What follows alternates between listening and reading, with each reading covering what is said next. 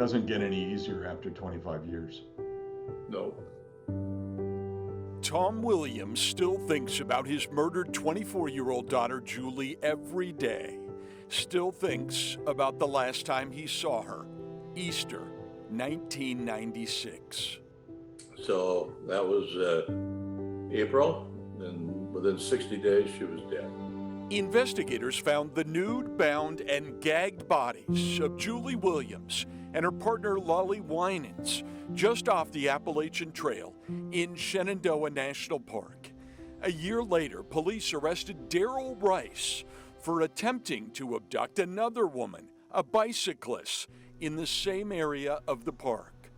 5 years after that, a grand jury indicted Rice in the murders of Julie and Lolly. Daryl Rice is, pretty much a hot mess. But lawyer and UVA Innocence Project founder Deirdre Enright says Rice was incapable of murdering the two women. He wasn't able to get a woman off a bike, and she threw a soda at him.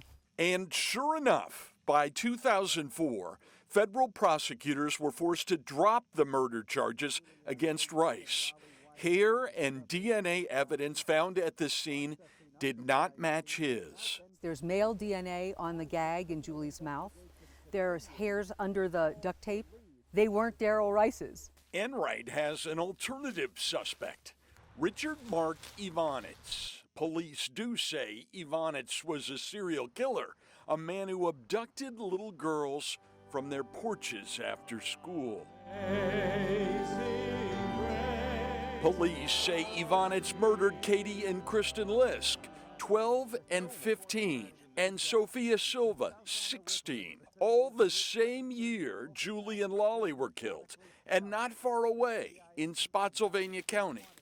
DNA at the scene in the park does not rule Ivanitz out, but he killed himself as police closed in. Richard Mark Ivanitz killed people. He told his sister right before he killed himself, "I killed more people than I can remember."